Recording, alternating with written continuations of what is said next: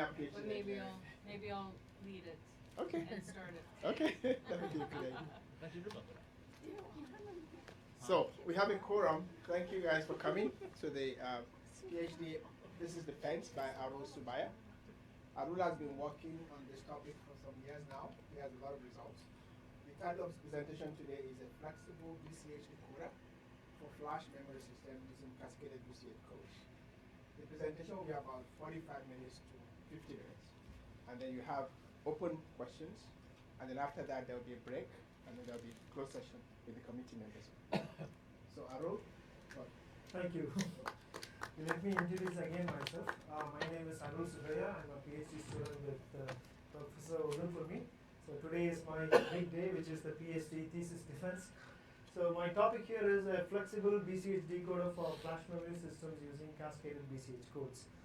First, I would like to thank Professor Ogunfunmi, my advisor, for this long journey, and then yeah, very interesting areas. it's very long. Yeah. How many years? It's coming to an end soon. Yeah. I don't think he wants to disclose it. It better be good. X over, yes, that's an X. How long? How long? It's my 10th year now. 10. Oh, okay.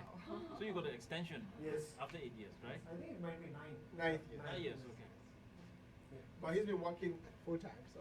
Yeah. And he's raising a family as well. Yeah. Two kids, right? So I'm juggling around. Yeah. Multiple jobs. Okay.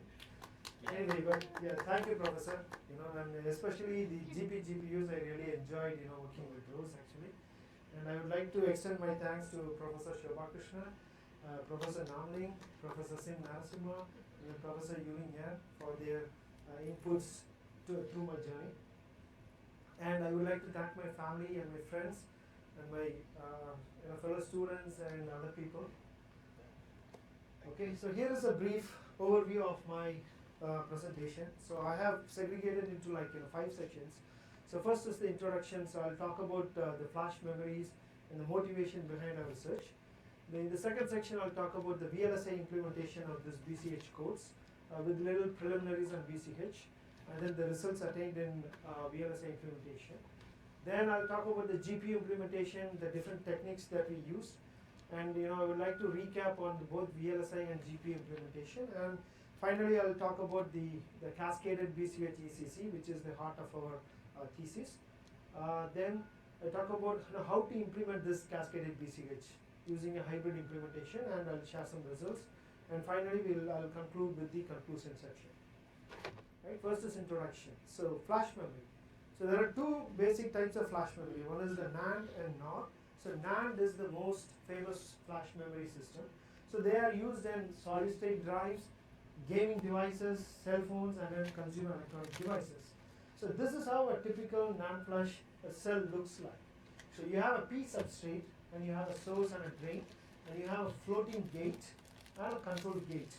So any bit information that you store is stored as voltage in this floating gate. So how do we segregate this floating gate voltage? Kind of dictates how many bits that you can store in this flash memory device, right? So primarily you have 3 categories. One is SLC, MLC, and TLC. In SLC, you will store only 1 bit information. You can see that they are only distinguishing between 2 voltage thresholds. In MLC, you have 2 bits information, so we can segregate into 4 levels. In TLC, we have 3 bit information, so you have to segregate at 8 levels of information. So the higher the number of bits that you have, the more higher probability that you can have error in these systems. So that is the main challenge of these flash. So for SLC, less than 4-bit error is sufficient, and then for MLC devices, anything like less than 30-bit error correction is good enough. And for TLCs, anything greater than 30-bit error, then you should go for a TLC devices. So and the other challenge is that the degradation of these memory cells over time. So I'll talk about this in end of life probability at the end of the my session. And the primary interfaces to these flash memory devices are SDIO, USB, PCIe, and eMMC. So these are the primary interface how you can talk to these flash devices. Right? So here's a picture of where this flash memory is used. So this is an iPhone motherboard. So where you have this Hynix flash and then the A6 processor, this is in an ecosystem where they're using the flash memory with the processor, A6 processor. So this is a solid state drive, so where you have a lot of flash mounted on it, and then you have a DRAM cache, and then you use SATA or PCIe as an interface to the system, right? And here is, I think most people are familiar with this type of one. This is the USB dongle, which has an embedded flash memory in it, as well as the controller in it, right? So ECC, so we want to have ECC protection on these flash memory cells. So first level of doing it is wear level. So what the software does is that it basically manages the error, or it finds out which blocks are bad in the memory cells, and then they have an abstraction layer called FTL, flash transaction layer. So the user doesn't know it, but underneath this software does this management of moving the memory from one sector to another sector while managing the same physical address, right? On top of that, you will still have errors. So for that we need ECC codes. So ECC codes can be primarily classified into three categories: block codes, graph codes, and iterative codes, right? So within the block codes, the most famous ones are Hamming code, Reed-Solomon, and BCH. So BCH is the topic of my thesis. And for graph codes, you can have convolution code and TCM codes.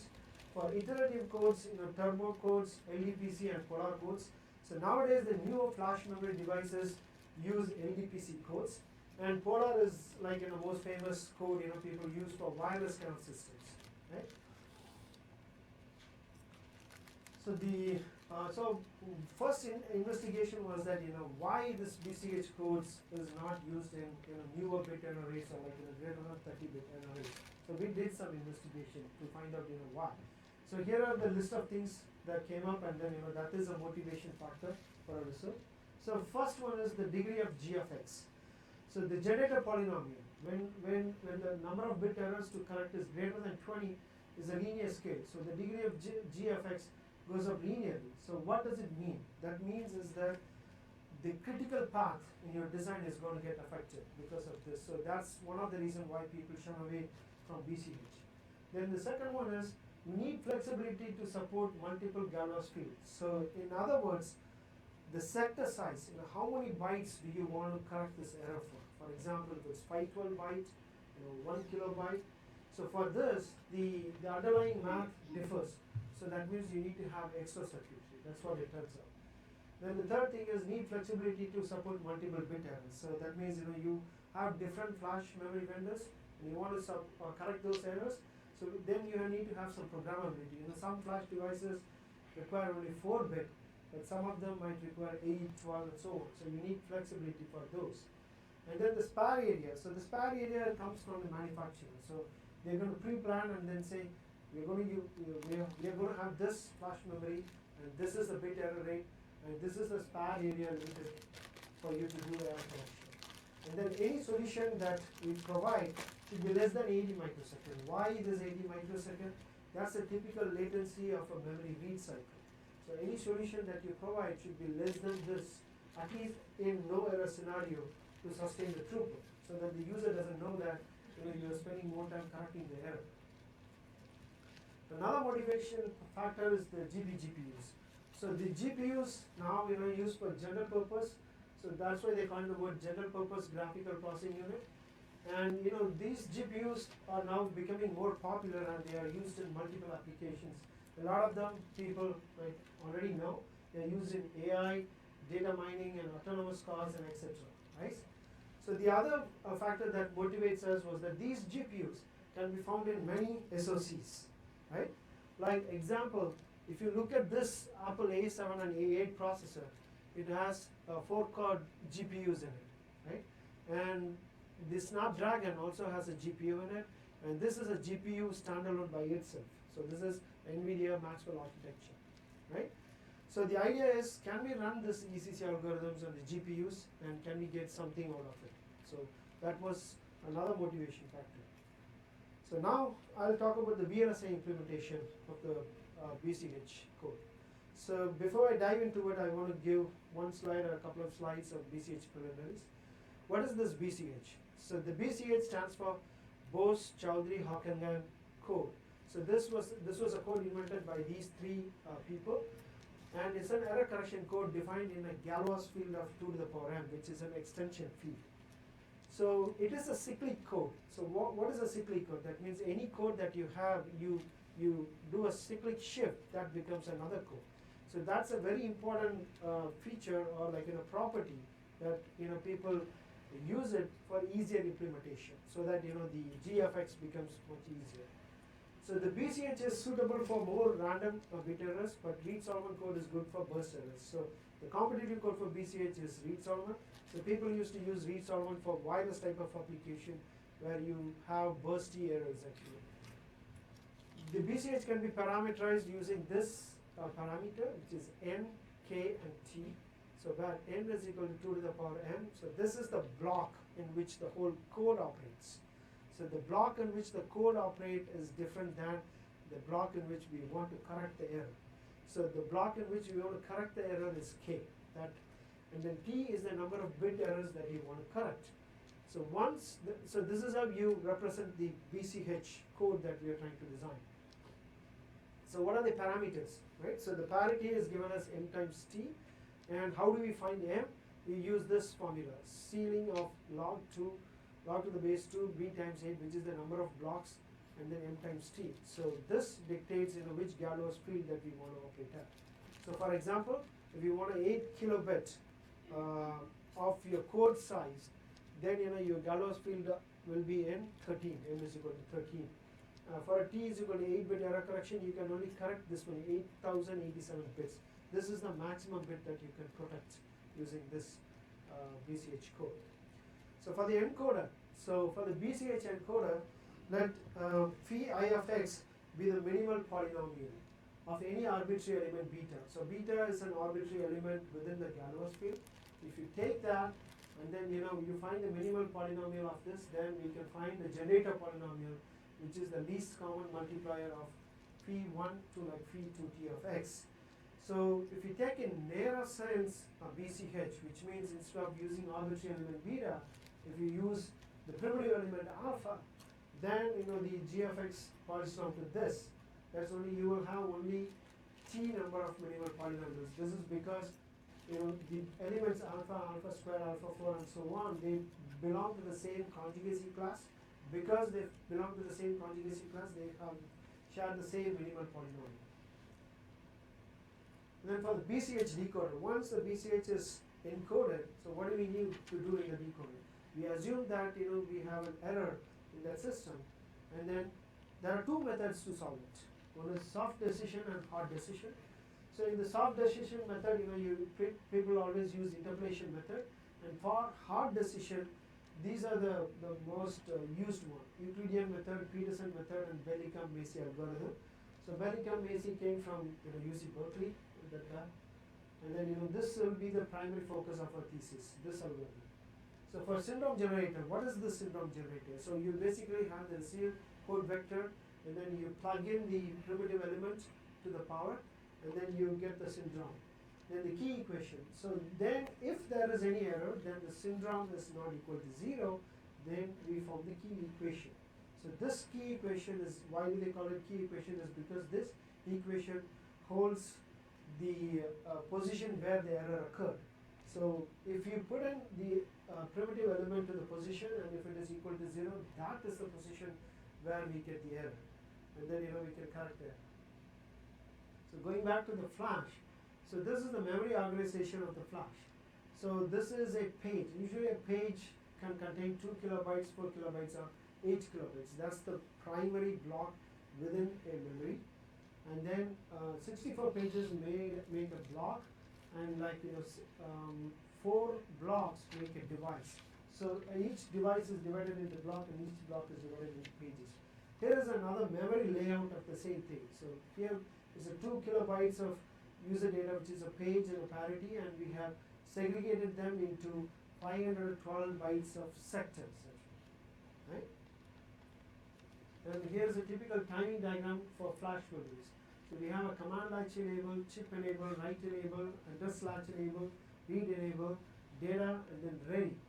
So we issue a read command, to the particular column and a row, and then we get the data back from it. The important thing to take out of from this picture is this TRCBC. So this is typically 80 microseconds. So anything that we need to do should be less than this 80 microsecond. So now on the encoder. So this is a linear feedback shift register view of looking at the encoder. When we unfold this, there is an issue. What issue is there is that fan out issue actually, because for a longer BCH code, we have fan out issue. So Pari, addressed this by breaking down into multiple g of x by using them, by representing them in the z domain and generating the same encoding value, right? But the critical path has not been solved in this method. So here's a block diagram of the VLSI implementation. So we have a syndrome generator, we have a key equation solver and a chain search, and we have a memory where we can store the data, right? So yeah, so basically there are three major modules: syndrome generator, key equation solver, chain search. I'll go into the details in the coming up slides. So what we did is that one of the proposal at ISCAS, so we came up with the idea and then proposed, why can't we merge both the encoder and the syndrome generator together and come up with a new encoding mechanism. So that we call it as a multimode encoder syndrome generator. So what it does is that you have a circuit which can be used for encoding as well as for syndrome generator purpose in the decoding.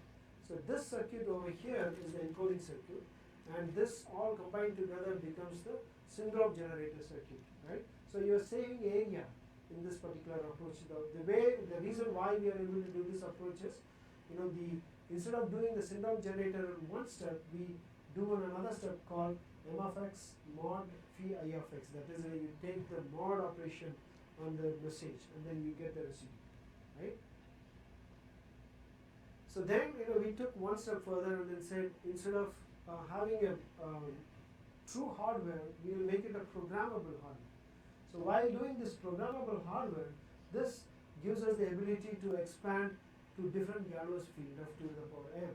So that we call it as a SRU array, and this we have proposed as part of our flexible hybrid BCH decoder journal paper. So here is the area comparison, right? If you look at it, this is against the implementation proposed by Park. So Park is also trying to implement the same thing. He is trying to do the multiple Galois field dimensions in hardware, but still it's only saving a little bit of the hardware across different dimensions. So this is the area that is required for the Galois field of 12, 13, 14 and 15. And this is what, if you want to support all the three, like 12, 13, 14 and 15, all the four, then you would see that our approach has 3x fold of area saving actually. And similarly for the power, we see that we have a 3x fold of power savings. If you want to combine all this together and support 40-bit error corrections. So having flexibility and programmability and saving area is the key. So next, I would like to talk about GPU implementation. With the GPU implementation, one slider on what GPU is actually. So the GPUs have multiple memories because they work on a SIMD architecture, which is single instruction, multiple data architecture. In those type of architecture, you need a lot of memories. So we have device memory, texture cache memory, constant memory, and shared memory. So we have this multiple processors. So the idea is you run parallel threads and all this processes, and then you execute them, and then you combine the results back in. And then this is an organization of how the threads operate. So there is multiple level of doing it. There is a thread operation and then there is a block operation. If you want to share some information between two instructions, then it's better to position it in thread. But if you don't have any dependency, then you can position it in block. So now, the GPU implementation we studied in this particular paper, efficient implementation of BCH decoders. So here is a flowchart of the GPU implementation. So first is lookup table initialization. So why do we need this lookup table initialization? So the Galois field multiplication, we did experiments by doing it as part of the thread. but what we found out is accessing memory is faster than doing the arithmetic in the thread. So we have a lookup table. So within the lookup table, you change the bases from standard to power or power to standard, and you part them in the device memory. Then you move the data from the host to the GPU, and then the kernel routines, we have three kernel routines. One is for the syndrome generator, key equation, and the chain search algorithm. And then once the error is corrected, we move the data from the GPU to the host memory location. So if you notice that only the key equation solver is one thread because it's an iterative algorithm, so we can run only one thread. But the syndrome generator and the chain search, they are a good candidate for spawning multiple threads. Here is the algorithm of syndrome generator as well as the chain search kernel routine. So here you can look at that. For chain search kernel routine, all we want to know is that if a primitive element is a solution to this equation, and we have, let's say you have 8 kilobits, you have 8 kilo, 8 kilo times of this particular equation that has to be resolved. So that is very good for GPU because you can run in 8,000 parallel threads and you can get the answer, right? So we do this atomic XOR so that two threads, they don't collide with each other, so that like one bit changes at the same time. And similarly for the syndrome generator, it will be like every position of the data that we are giving you, right? And here's the algorithm for the Bellicum-Lacy algorithm, IBM algorithm. This is inversionless. So in essence, what it says is that we have two discrepancy to keep going through the iteration, dp and dr, and then we found this this polynomial equations of beta, and if you repeat this iteration for t bits, if you have 8-bit error correction, you repeat this iteration for 8-bit, then this lambda as the key equation. So once you know that, then you can locate where the error is, right? So we did this experiment in the setup 1, so which is a faster GPU, which is a GeForce GTX 760 with 1152 cores, and then it runs at 1 gigahertz with the GDDR5 and a memory speed of 6 gigabits per second, and it used Kepler architecture, and it's on a Red Hat Linux. And then it also is accompanied by the CPU, which has the Intel Xeon processor with 3.7 gigahertz GDR2, and then 102 gigabits per second with the x85 architecture, and also use Red Hat Linux. So here is the computation time. In this one, we are trying to correct the errors, and here's the result. So I have segregated them as how much the time taken for the memory copy, syndrome calculation time for the IBMA, and the chain search. If you notice that the syndrome generator is well within less than 100 microseconds, so which will be the most cases in which you want to correct errors, right? And then the chain search also takes lesser time, and for higher bit error correction it goes up to like 200 microseconds. But the IBMA goes exponential. The reason why it goes exponential is because it's iterative. You don't have any advantage of running this on the GPUs, right? So here I have plotted just the time taken by the syndrome generator routine, kernel routine, and you would see that it's below this 100 microsecond mark. So I've given a buffer of 20 microsecond for the data transfer, so which is 80 plus 20, which is 100 microsecond, and you see that for m equal to 13, no, for 128 byte, 256 byte, and 512 byte, you still see that it's less than the read latency. So this is a viable solution, right?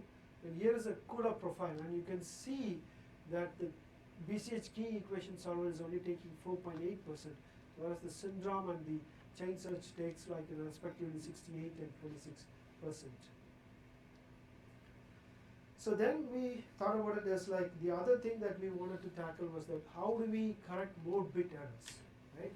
So what was limiting was the spare area, because most of the hardware implementation, they rely on this spare area, and then they try to fit in the number of bit errors over here, because when you go, if you want to cache more number of bits, it's a hardware cost. But since we are using GPUs, we're not limited by the data, So we proposed another way of reorganizing this parity bits by dedicating at least couple of pages worth of parity where wherein you store the parity for each one of the user data information together in the user data area itself. From the software perspective, it's just a memory, but we are reorganizing it so that you are not bounded by this parity area. So this we proposed at the SIPS conference, and here's the brief flowchart of this one. The only change from the previous implementation is we cache this memory. For example, here it is like almost like 4 kilobytes of cache within the GPU memory, where wherein you will look at the parity bits. So then we did the same we did the performance analysis in setup 1, and you could see that still the syndrome generator we are able to meet within less than 100 microsecond, and you still see the pattern of the exponential growth for the IBMA, and the other chain search is also getting around 200 microsecond. So then what we did is we wanted to apply the same algorithm to multiple GPUs. So we took another setup 2, which is an embedded platform where it runs a Linux operating system on an ARM CPU. So this is Jetson TX1 kits with only 256 cores, 1 gigahertz, GDR4, 4 gigabits, and then this has a Maxwell architecture. This architecture is superior to the previous one, Kepler, and it has an ARM processor and it runs Ubuntu on Linux. So here's the picture of the Jetson kit. So this is the SoC. You just have the interfaces to it. You can just plug in HDMI. You can write code into it. So the results that we found out was not very encouraging. Was that because the syndrome calculation time, if you look at it for 20-bit error correction, it took almost like 2.5 milliseconds. So the reason why is that two reasons. One is we have only 256 cores, and the other reason is that it's packed in the SoC and it's running the whole operating system, so the GPU is always there. So while doing this experiment, I have a display going on the video on the monitor. So then we had to rethink, we wanted to make sure that at least the syndrome generator is less than 100 microsecond, so we can meet the throughput latency, but it failed the test with setup 2. So we did more research on it and then tried to see how can we improve the syndrome generation for lower end devices. So the way we came up with is that what if we split the receive vector? We know that we have multiple threads, so we split the receive vector into multiple receive vector, giving another dimension, and then spawning more multiple threads, so that the threads, they don't have to talk to each other. So once we split this vector into multiple vectors, then you have residue of I of j for each one of the vectors. You calculate that and then you sum them together, we get the syndrome. So we did this approach, and then we got only 25% improvement, which was not good enough for low-end GPUs, actually the embedded platform GPUs. So then then we were thinking, what is the next step that we need to do? So just to recap, so far the implementation that we have done so far in this presentation is that the VLSI implementation. So the performance of the VLSI implementation is the fastest. It is the fastest than the GPU, but the limitation is that it is dependent on this Galois field of 2 to the power m. So that means you're stuck to a particular sector size.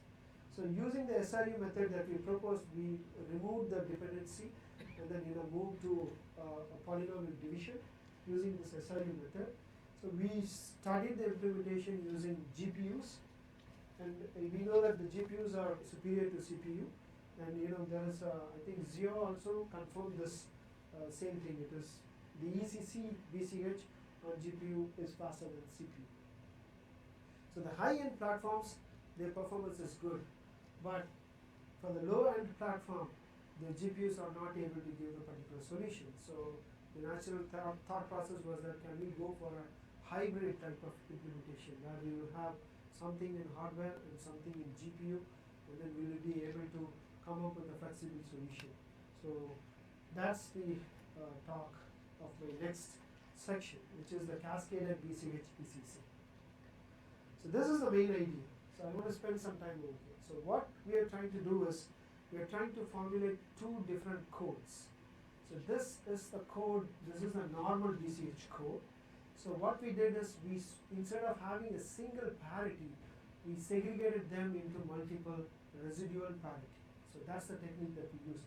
But using that technique has one disadvantage. One disadvantage is that in the normal scenario, if let's say you want to correct 8-bit error correction, this parity is also protected for the 8-bit. So it includes the 8-bit for this whole size.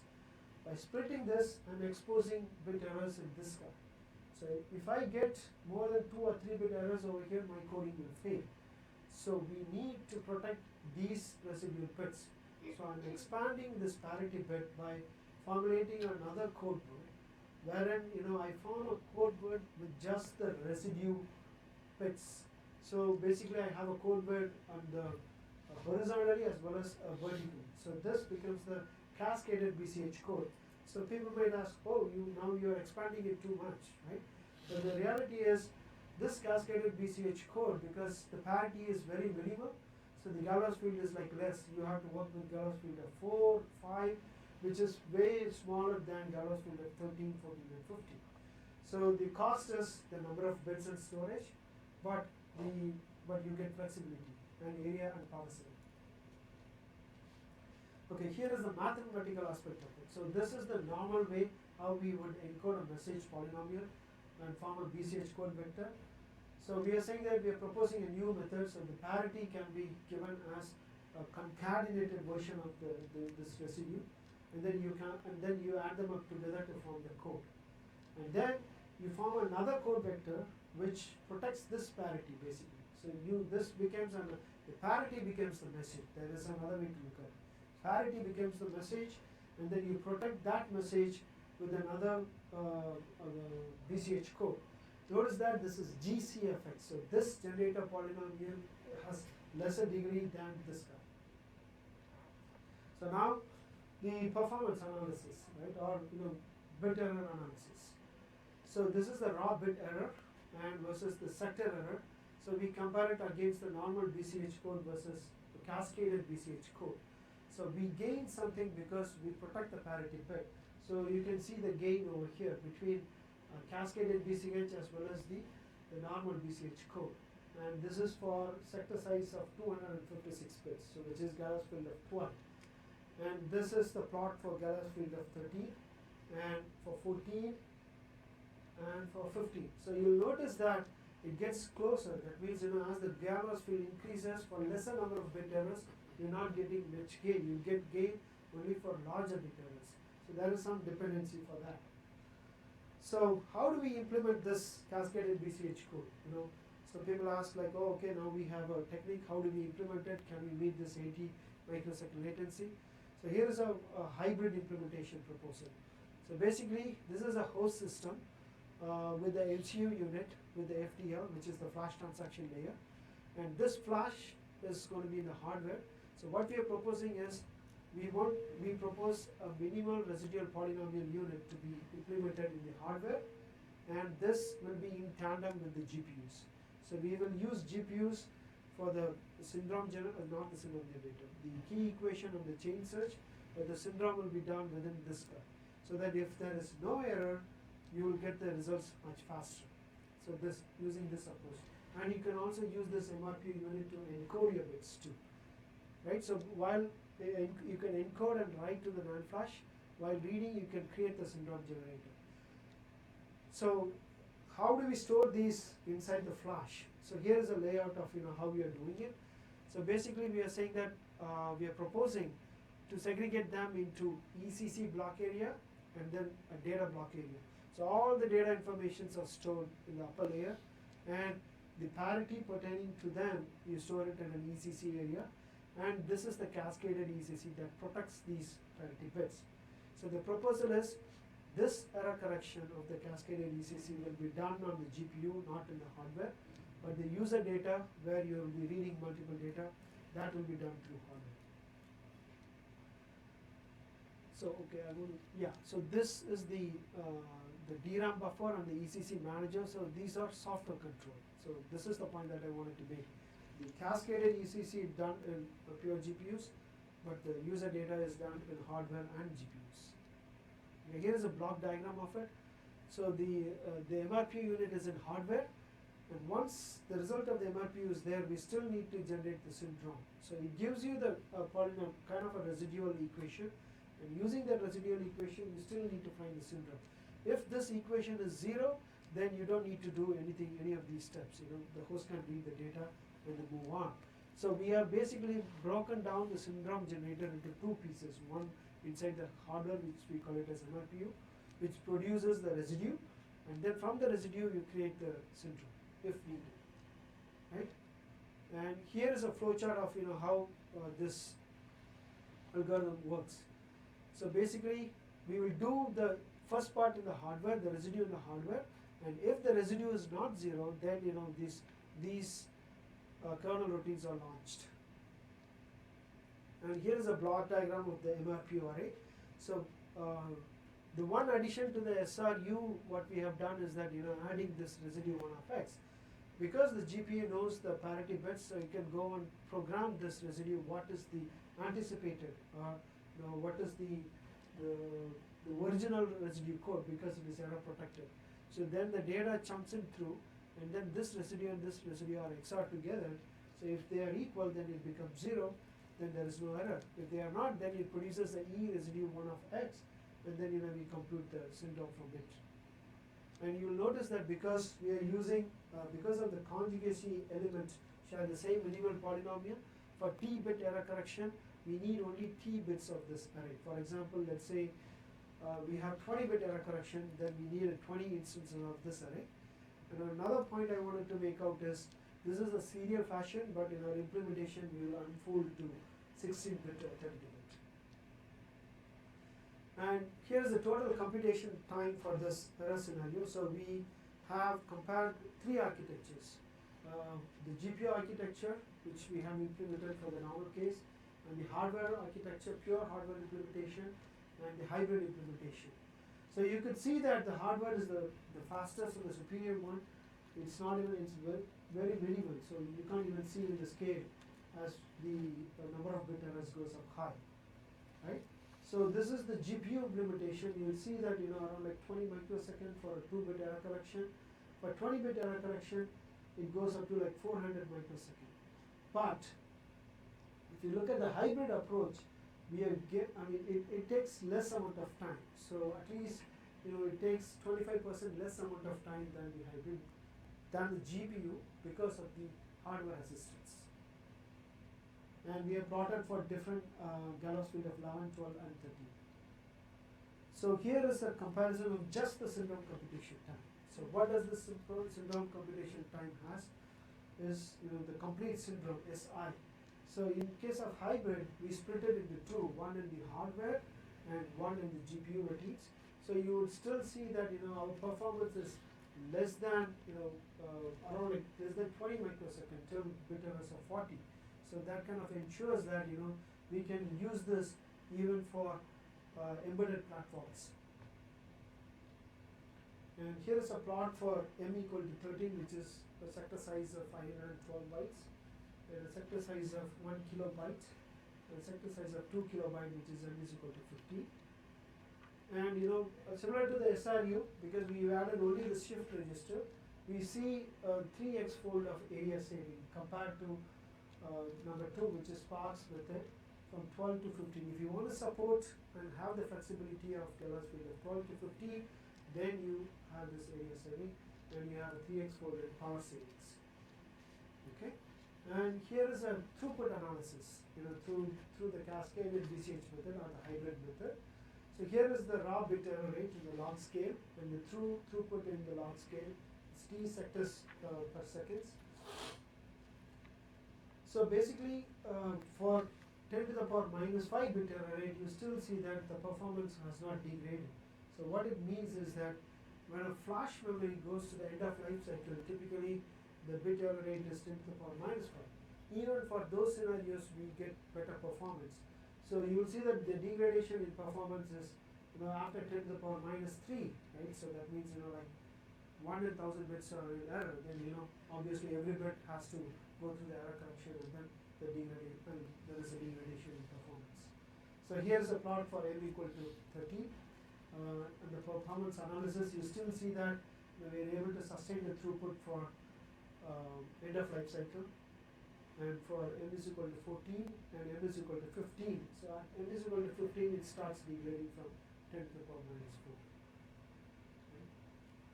And then finally for the conclusion section, so here is our motivation factor and how we have addressed in our thesis.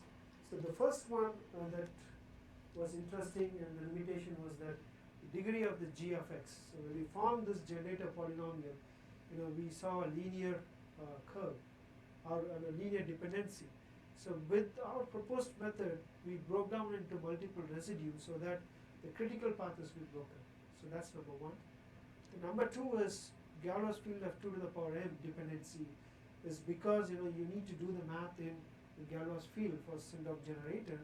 So we did another approach where we do the mod operation. So the mod operation is more like CRC type of operation. You just do the polynomial division. You don't have to worry about the Galois field element. By doing that, we remove the dependency of this guy. And for the flexibility support, the MRP array that we proposed, so we can keep extending. Let's say we want 1000 bit errors, we can expand it to 1000 arrays and then keep it, and then you can use it. And then for the spare area, so we are saying that because using the hybrid approach, we're not limited by the spare area what Menda gives you. You can move it to the user data, you have more cache, and you have, since you have the GPUs, you can use those. And then any solution should be less than 80 microsecond.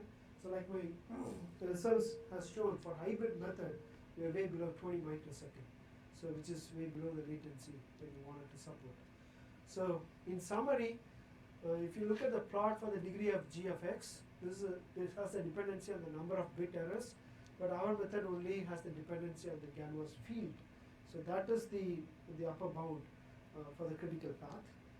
So this enables sharing the logic between the encoder and Sindoff generator. By doing this method, we have shown and published that we can share the same logic between the encoder and the Sindoff generator, and the critical path only depends on the Galois field of 2 to the power m, and that which means is that if m is 13, you have only 13 elements in your critical path, not 400.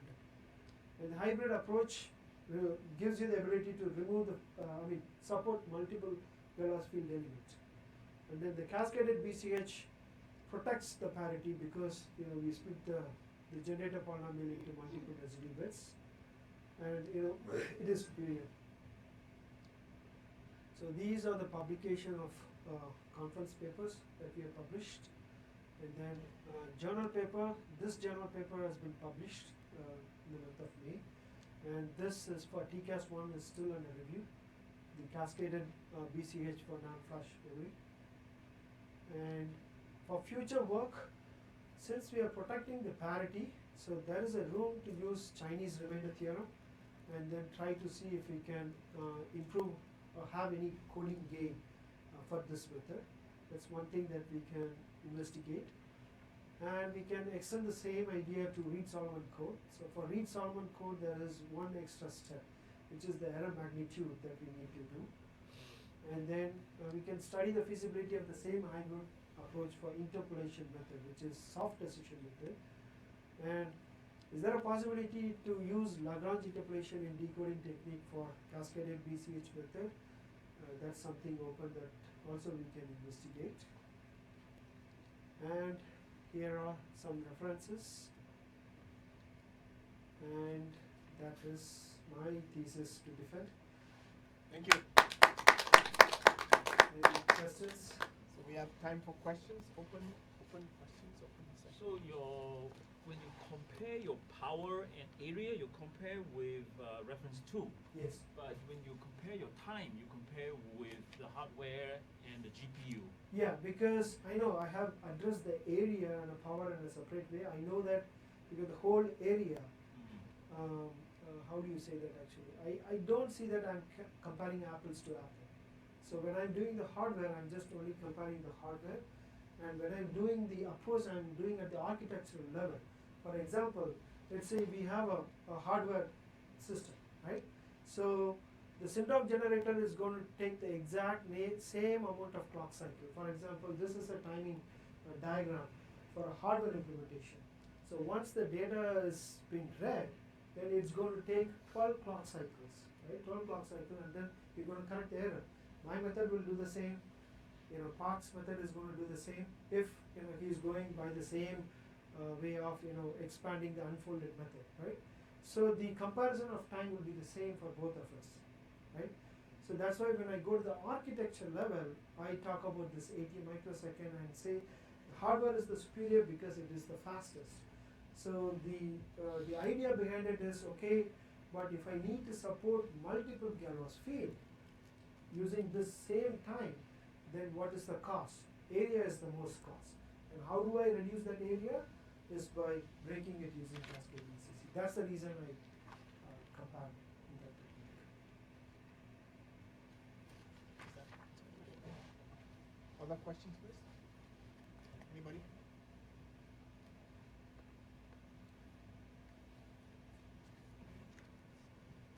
Going once, going twice. Okay, Yes, please, go Yeah. ahead. So, how would you apply this in real life?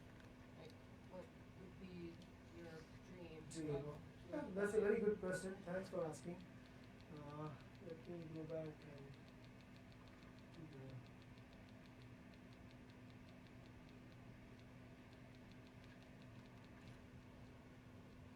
there are 70 slides, so I have to. I know. keep Let's keep clicking. Okay. So in the real life, right? So for example, let's say everybody is familiar with iPhone.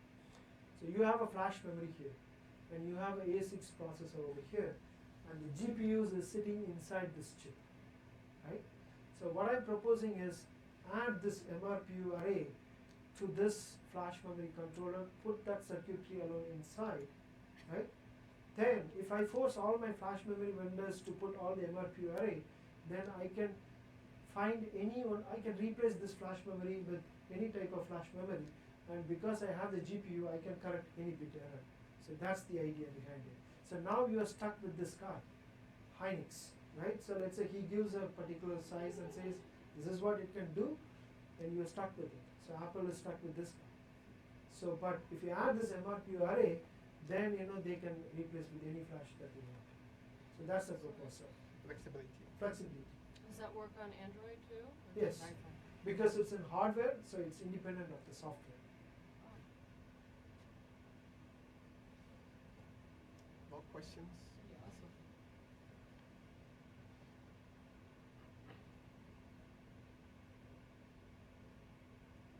No other questions? Okay, let's take a break for about 5 minutes. Feel free to get some more refreshments, and then the committee will meet in closed session with the candidates. Oops, sorry. At least your phone didn't ring. That's okay.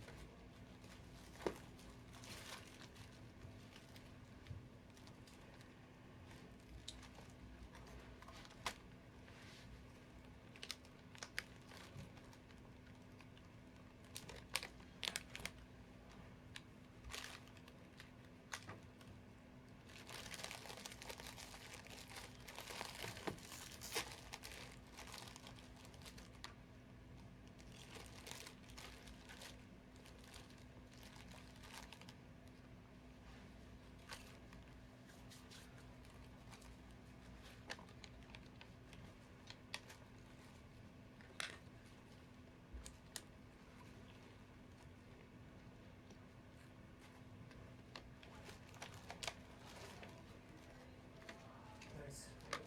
Yeah. That's it. Oh, So thank what you. guy's gonna mark those? Oh. Very good.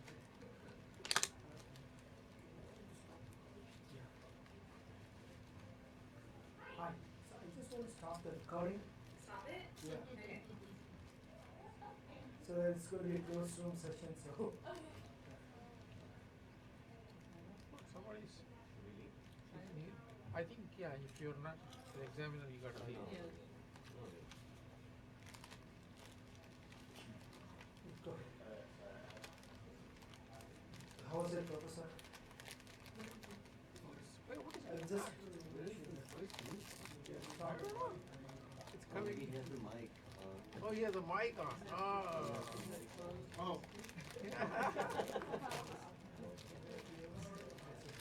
See you. Bye-bye. Oh, bye. See you on okay, thanks campus. for coming. Thank you I very much. appreciate it. So good, thank you. Thank you. Thanks for coming. Yes, there's a Oh, student. nice meeting you. I've been licking his fingers. I really See you. Okay. See you on campus. And then also, Maybe you too. I don't think we need this. you don't. Okay. Thank you.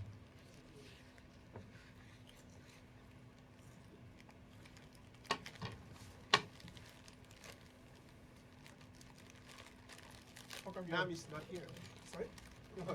so you're going to moderate it? Yes. That's why you turned around. That's why I thought I wanted to be like I can see Okay. your face because I was not looking at everybody.